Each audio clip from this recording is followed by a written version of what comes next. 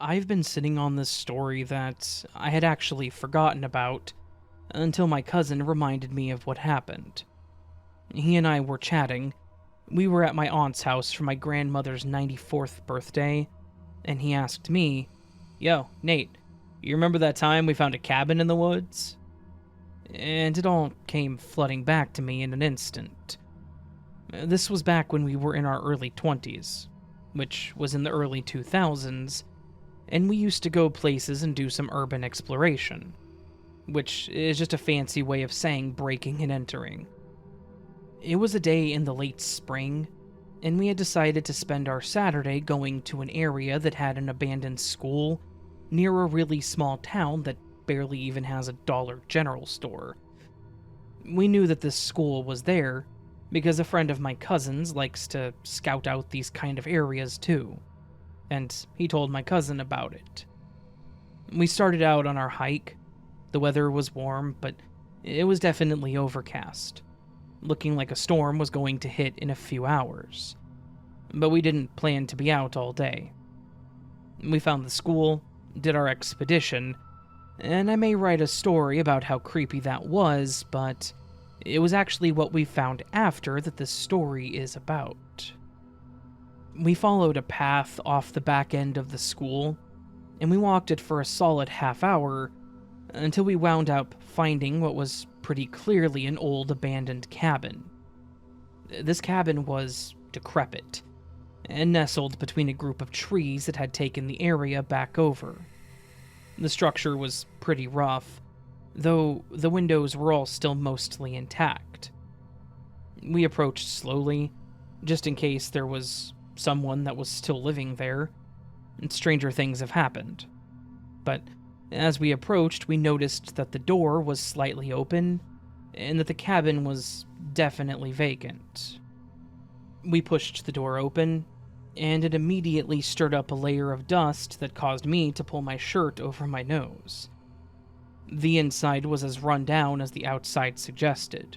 It was musty, damp, it smelled like mold, but there was still furniture that was set up in the living room, albeit gray from the dirt that had settled.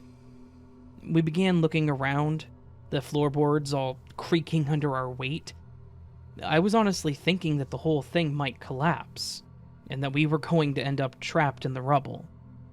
My cousin, on the other hand, was way more interested in touring this place, and didn't even acknowledge my concerns.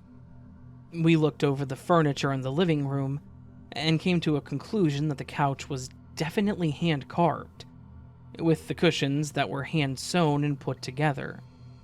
We got to the bookshelf, and it was filled with moldy books. Most of them just old literature, but I noticed that there were a few books that were based around, well, Satanism. I don't mean just books about the devil. I mean that there were a handful of books that were written to explain the significance of rituals, how to properly sacrifice animals. I mentioned this to my cousin, and he thought it was really interesting. We kind of glanced over the books, but he ended up putting them back on the shelf.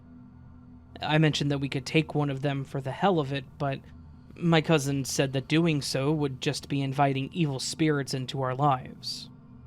I didn't question him on that. We noticed that there were a set of stairs that went up to a loft, and another set that went down into what we assumed was a cellar or a basement. But we decided to check out this floor first. We moved on to the kitchen, and that's when the really weird stuff happened. In the sink, there were what looked like bones.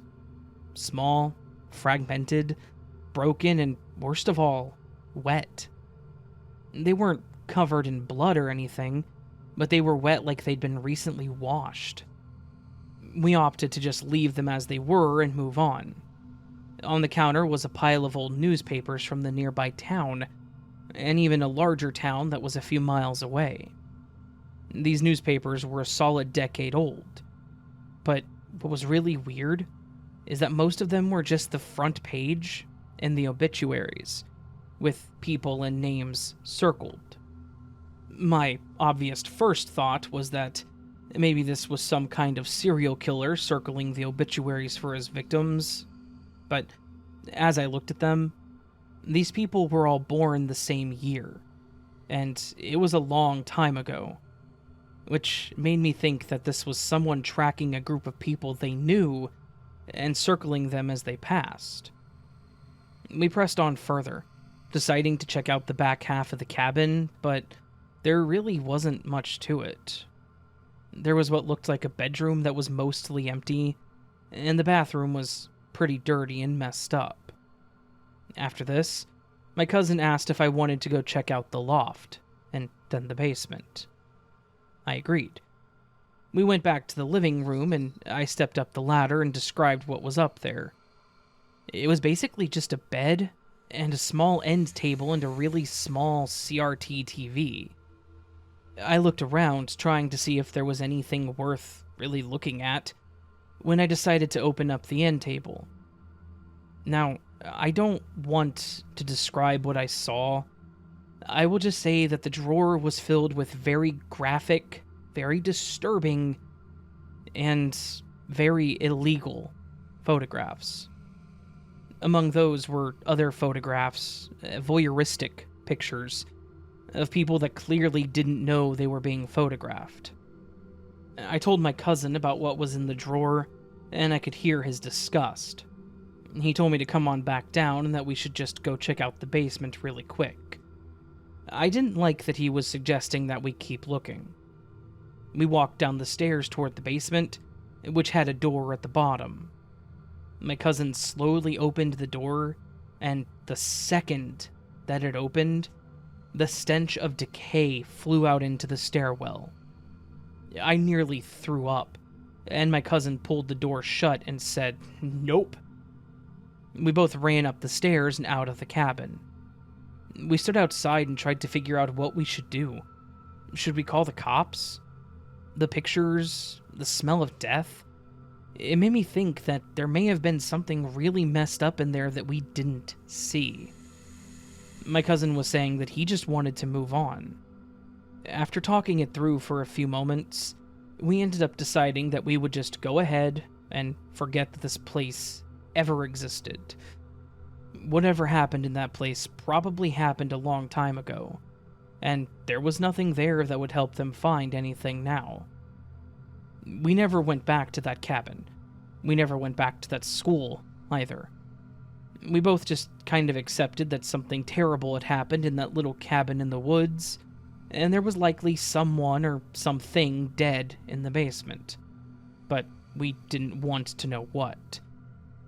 I feel like we probably should have told the police, but I don't really regret it.